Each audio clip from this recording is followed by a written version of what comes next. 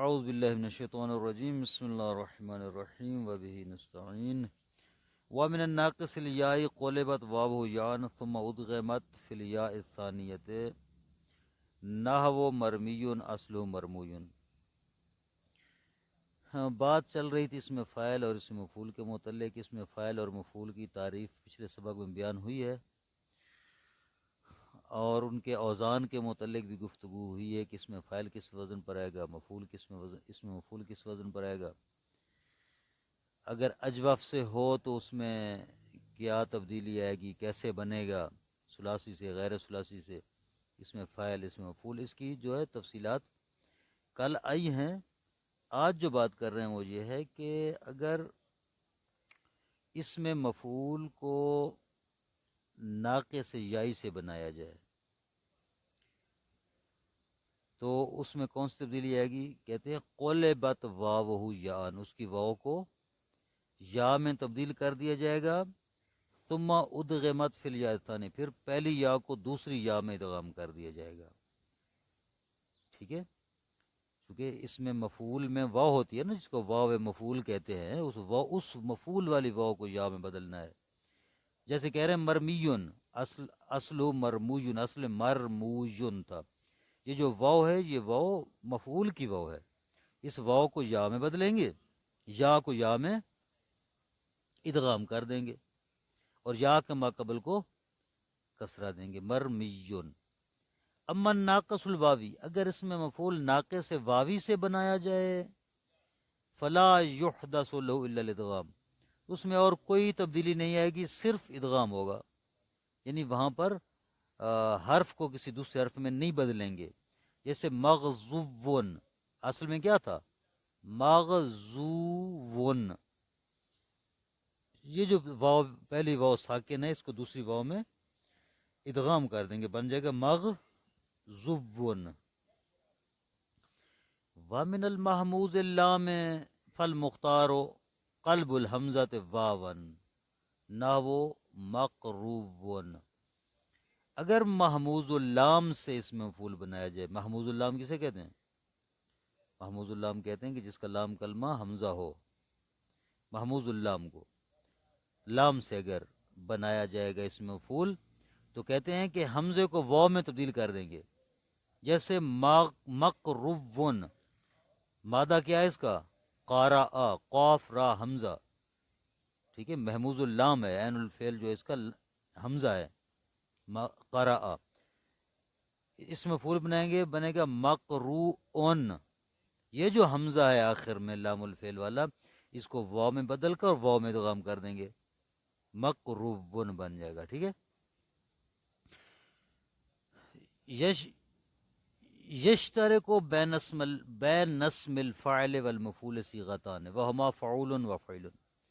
کہتے ہیں کہ دو صیغے ایسے ہیں عرب زبان میں، دو وزن جو فاعل اور مفعول دونوں کے لیے مشترک ہے، یعنی وہ فاعل کے لیے بھی استعمال ہو سکتے ہیں، مفعول کے لیے بھی، اس میں فاعل کے لیے بھی اور اس میں مفعول کے لیے بھی استعمال ہو سکتے ہیں۔ وہ کون سے ہیں؟ وہ ہیں فعول و فعیل، یہ دو وزن۔ کیوں؟ لأن کل منہما تارت یکون تارۃ بمعنی الفاعل، چونکہ ان میں سے ہر ایک کبھی کبھی فاعل کے معنی میں آتے ہیں، جیسے صبورن یعنی صابرن، نصیرن یعنی ناصرن، اس میں فاعل کے معنی میں، اور تارۃ بمعنی مفعول، کبھی کبھی یہ مفعول کے معنی میں آتے ہیں، جیسے رسولن یعنی مرسولن، جس کو بھیجا گیا، جریحن یعنی مجروحن، کما سترا، انشاءاللہ ان قریب اس بات کو اب دیکھ لیں گے، جان لیں گے۔ یجی اسم المفعول بمعنی المصدر، اس میں مفعول مصدر کے معنی میں بھی آتا ہے، جیسے المجلود یعنی جلد، الجلد، المعقول، المنقول، المخلوف، المعصور، المجہود، المحصور، یہ مصدر کے میں ہے، صیغہ اس میں مفعول کا لیکن معنی مصدر کا پایا جاتا ہے اس میں، یعنی مجلود میں نہ جلد، معقول میں نہ عقل، منقول میں نہ نقل، مخلوف یعنی بے نہ خلف، معصور میں نہ عسر، مجہود میں نہ جہد، میسور میں نہ یسر۔ قد جاءت ثلاثت اسماء بمعنی الفاعل علی صیغۃ المفعول، تین اسم ایسے ہیں جو مفعول کے صیغے میں ہیں، وزن اس میں مفعول کا ہوتا ہے لیکن وہ فاعل کا معنی دے رہے ہوتے ہیں. محسن، مفلج، مصحب.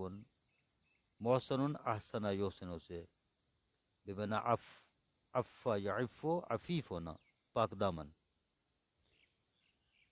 الفجا ملفجن، الفجن سے بمعنی افلسا، مفلس ہونے سے. اصحابہ مصحب، اصحابہ سے بمعنی اطنابا. ووارد من غیر الثلاثی بعض الاسماء علی زینت اسم الفاعل بمعنی الثلاثی.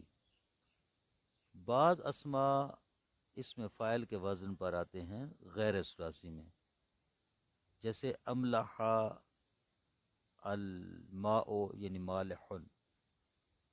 ہم نے پیچھے کیا قاعدہ بتایا ہے؟ قاعدہ یہ تھا اگر اس میں فاعل ثلاثی سے تو فاعل ان کے وزن پر آئے گا، اگر غیر ثلاثی سے ہو تو فعل مضارع کے وزن پر آئے گا.